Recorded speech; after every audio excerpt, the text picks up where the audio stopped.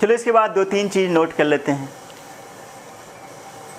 सबसे पहला चीज़ है सिंगुलर मैट्रिक्स।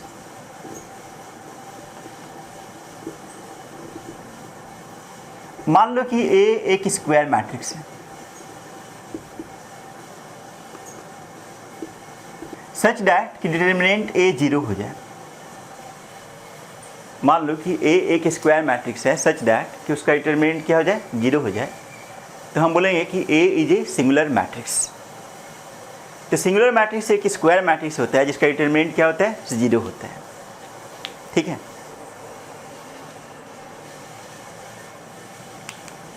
जैसे मान लो एक मैट्रिक्स है 1 2 2 4। इस मैट्रिक्स का डिटर्मिनेंट क्या होगा,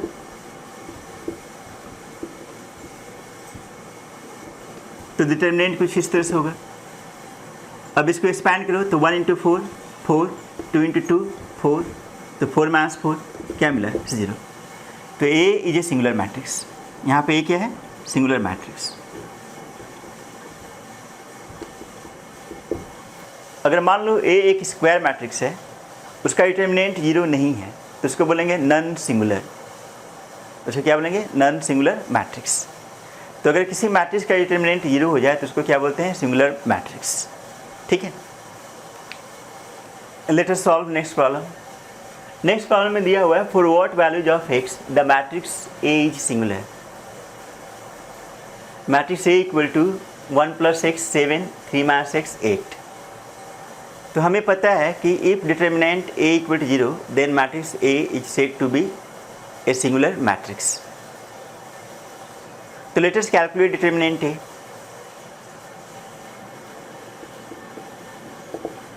तो क्योंकि मैट्रिक्स A सिंगुलर है तो हम बोल सकते हैं कि डिटर्मिनेंट A इज 0।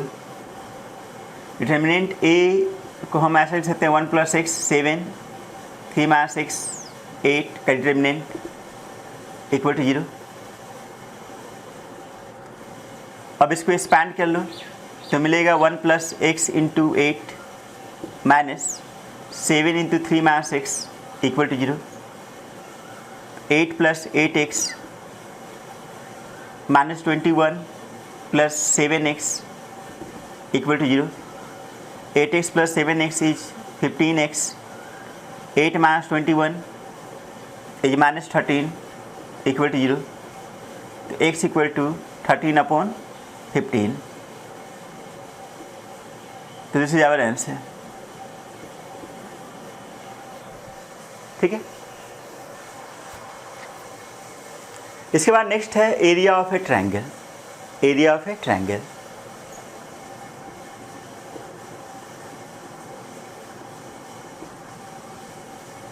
मान लो एक ट्रायंगल है जिसका वर्टिसेस है x1, y1, x2, y2, x3, y3।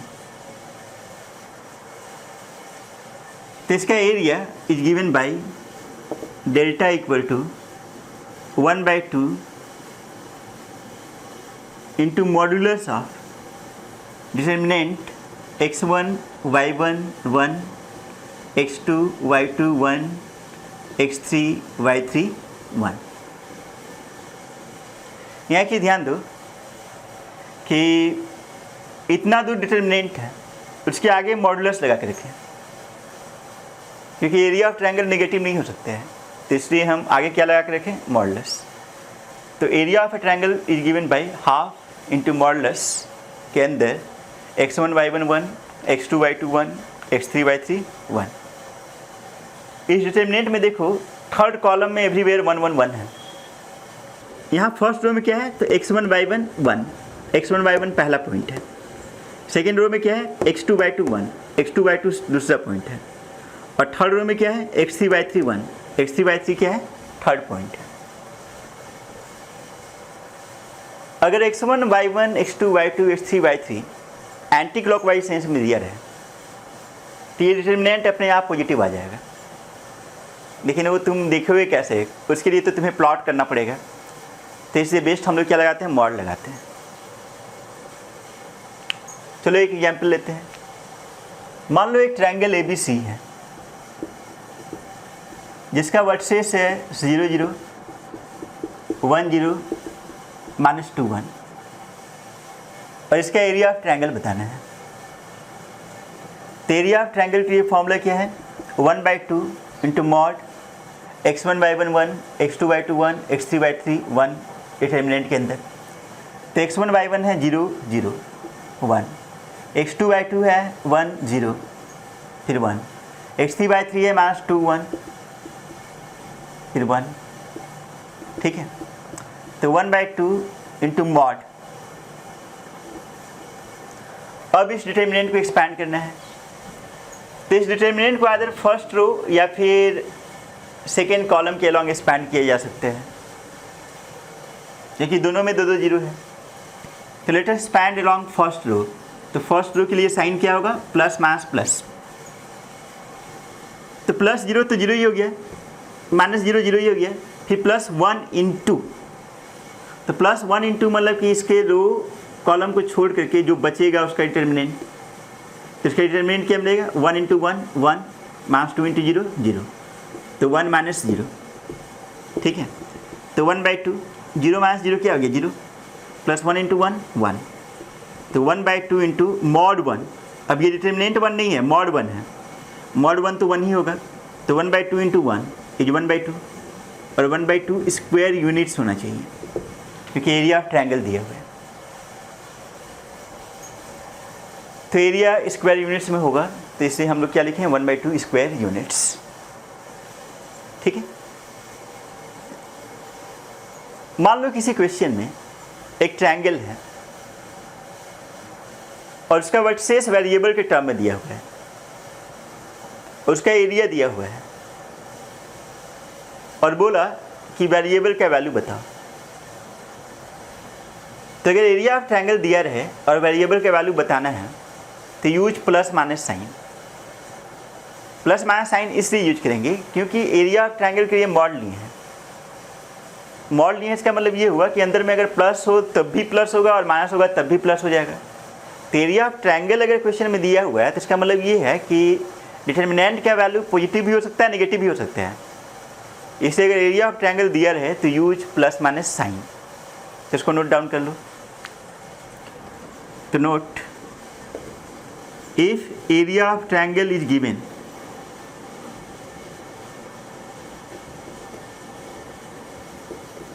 Use plus minus sign. एक एग्जाम्पल देते हैं ताकि क्लियर हो जाएगा।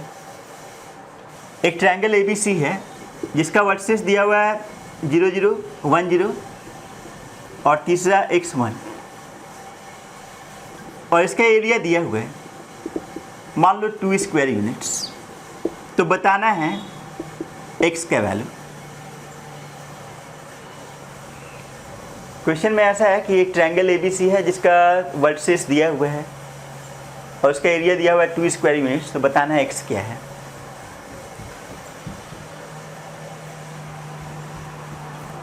तो इस बार हम लोग ऐसा करेंगे कि एरिया ऑफ ट्रायंगल के लिए इसका फॉर्मूला यूज करेंगे 1/2 इंटू मॉड और डिटर्मिनेंट के अंदर क्या होगा, तो 0 0 1 1 0 1 x1 1, ठीक है। इस साइड में एरिया कितना है 2। यहाँ तो 2 ही लिखेंगे क्योंकि इधर मॉड लगा के रखे हैं। पहले ऐसा करो 2 को इधर लेके चले जाओ, 2 इधर जाएगा तो 2 × 2 4 और मॉड जब हटा देंगे तो क्या मिलेगा प्लस माइनस 4। अब बचा सिर्फ डिटर्मिनेंट। इस डिटर्मिनेंट को किसके अलॉन्ग एक्सपैंड करना चाहिए, फर्स्ट रो के अलॉन्ग एक्सपैंड कर लो। तो प्लस माइनस प्लस, तो प्लस 1 इंटू 1 माइनस 0, तो 1 इक्वल टू क्या मिला प्लस माइनस 4। तो ऐसा पॉसिबल ही नहीं होगा, मतलब ऐसा कोई भी ट्रायंगल पॉसिबल नहीं होगा जिसका वर्टिसेस ऐसा हो और एरिया 2 स्क्वायर यूनिट्स हो। ऐसा पॉसिबल हो ही नहीं सकते हैं, ठीक है। तो no triangle possible, no triangle possible. तो नो सच ट्रायंगल पॉसिबल। हम ऐसा नहीं बोलेंगे क्वेश्चन गलत है, हम ये बोलेंगे कि no such triangle is possible. चलो क्वेश्चन में वेरिएशन कर देते हैं। मान लो थर्ड पॉइंट x, x है, बाकी सब वही है, तो यहाँ पे क्या आ जाएगा, x आ जाएगा। अगर x आ गया तो जब एक्सपैंड करेंगे तो 1 into x minus x into zero, तो 1 इंटू एक्स और x इंटू जीरो जीरो, तो क्या मिलेगा, x equal two plus minus 4। तब इस केस में मिल जाएगा x equal two plus minus 4। ठीक है। अब एरिया ऑफ ट्रायंगल का यूज करके हम लोग ये चेक कर सकते हैं कि 3 पॉइंट्स आर कोलिनियर और नॉट।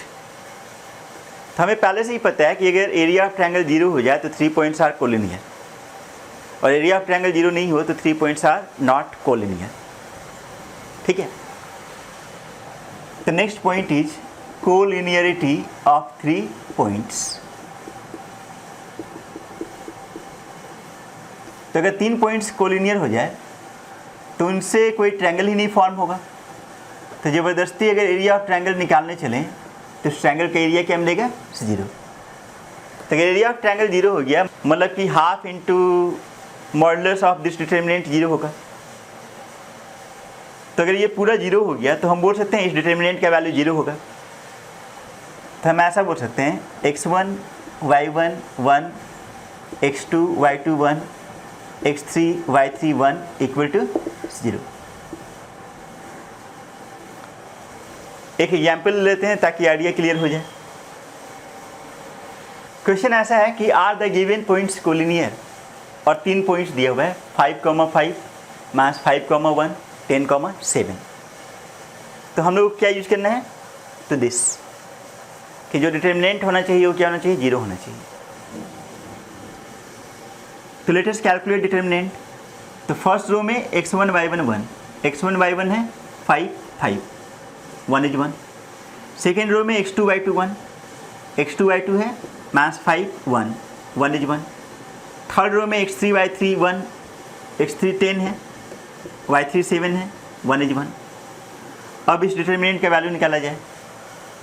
इसमें तो कोई 0 ही नहीं है, तो किसी भी रो या किसी भी कॉलम के अलॉन्ग एक्सपैंड कर लो। तो let us expand along first row. तो फर्स्ट रो में साइन होता है प्लस माइनस प्लस, तो पहले प्लस 5 लो और 5 वाले रो और कॉलम को छोड़ दो। तो 1 इंटू 1 माइनस 7 इंटू 1, तो 1 माइनस 7, फिर माइनस 5 लो, फिर 5 वाले रो और कॉलम को छोड़ दो। तो माइनस 5 इंटू 1 माइनस 10 इंटू 1, तो माइनस 5 माइनस 10, फिर प्लस 1 लो और 1 वाले रो और कॉलम को छोड़ दो। तो माइनस 5 इंटू 7 माइनस 10 इंटू 1, तो minus 35 minus 10,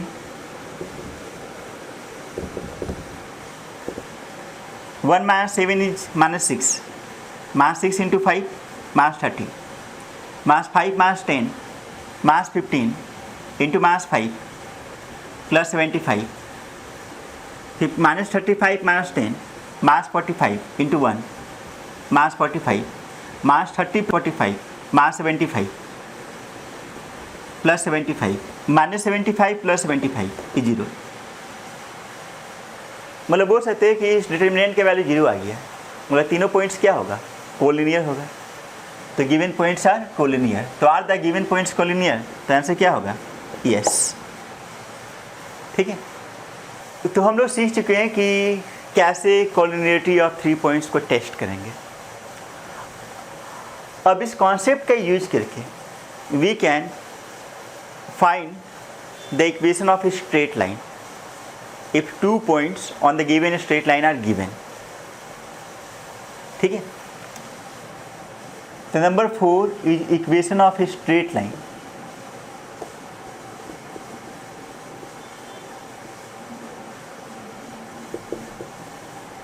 passing through 2 points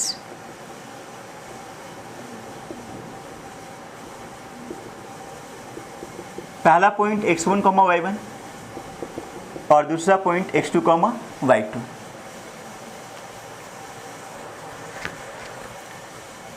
तो मान लो कि एक स्ट्रेट लाइन है जो कि 2 पॉइंट से पास कर रहा है, x1, y1 से और x2, y2 से।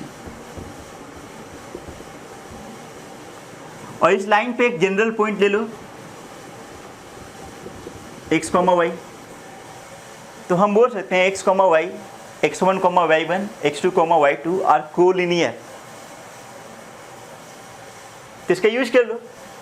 अगर तीनों पॉइंट्स कोलिनियर हो गया तो हम लोग लिख सकते हैं x1, y1 1, x2, y2 1 का determinant is 0।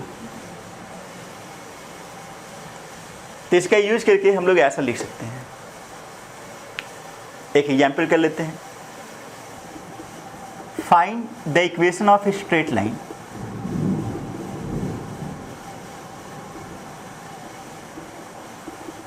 passing through points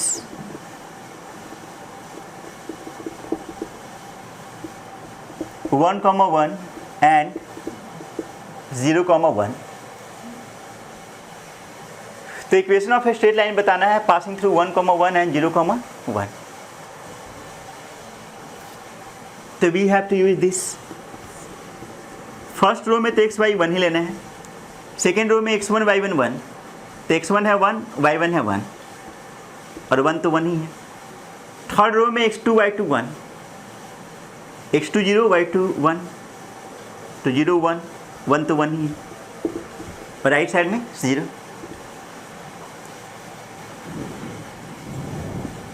चलो फर्स्ट कॉलम के लॉन्ग एक्सपैंड कर देते हैं। तो फर्स्ट कॉलम में साइन होगा प्लस माइनस प्लस, तो प्लस x लो। अगर x नहीं है तो x वाले रो और कॉलम को छोड़ दो, तो 1 माइनस 1, 1 माइनस 1 क्या मिली है 0। फिर माइनस 1 लो, तो इस रो और इस कॉलम को छोड़ दो, y1 1 1 बचा, तो y इंटू 1 माइनस 1 इंटू 1, तो y माइनस 1। फिर प्लस 0 लो, तो 0 इंटू कुछ भी 0, राइट साइड में 0। इधर 1 माइनस 1 0, 0 इंटू x 0। इधर y माइनस 1 इंटू माइनस 1, तो minus y plus 1 equal to 0। तो अल्टीमेटली मिलेगा y इक्वल टू 1। तो equation of straight line is y equal to 1। मतलब जो स्ट्रेट लाइन है वो पैरेलल टू x एक्सिस है। ठीक है। नेक्स्ट कॉलम में दिया हुआ है कि the points a, 0, 0, b and 1, 1 are collinear, prove that a plus b equal to ab। And we have to solve this using determinant. हमारे पास और भी मेथड है लेकिन we have to solve using determinant. तो हमें पता है कि points x1, y1, x2, y2 and x3, y3 are collinear. Then determinant x1, y1 1, x2, y2 1, x3, y3 1 equal to 0। और दूसरे तरीके से ये बोल सकते हैं कि एरिया ऑफ ट्रायंगल 0 होगा। ठीक है। तो हम बोल सकते हैं कि determinant x1, y1 1, x2, y2 1, x3, y3 1 equal to 0। ठीक है। x1, y1 है a0, 1, x2, y2 है 0b, तो 0b 1, x3, y3 है 1 1, तो 1 1 1 इक्वल टू 0। तो let us expand along first row. तो फर्स्ट रो के लिए साइन होता है प्लस माइनस प्लस, तो plus a into first row first column को छोड़ दो, तो जो बचा उसका डिटर्मिनेंट क्या होगा, तो b इंटू 1 माइनस 1 इंटू 1, तो b माइनस 1। फिर माइनस 0 इंटू कुछ भी 0 ही होगा, फिर प्लस 1 इंटू, तो इस रो और कॉलम को छोड़ दो, तो 0 इंटू 1 माइनस 1 इंटू b, तो 0 माइनस b इक्वल टू 0। तो मिला a b minus a minus b equal to 0। तो माइनस a माइनस b को इधर ले जाओ, तो मिलेगा a b equal to a plus b. और हमें यही प्रूव करना था, a b equal to a plus b. कभी कभी क्वेश्चन में ऐसा बोल सकता है कि prove that 1/a plus 1/b equal to 1, ऐसा भी बोल सकते हैं। तो देखो क्या करना है, बोथ साइड को ab से डिवाइड कर लो। अगर बोथ साइड को ab से डिवाइड कर लें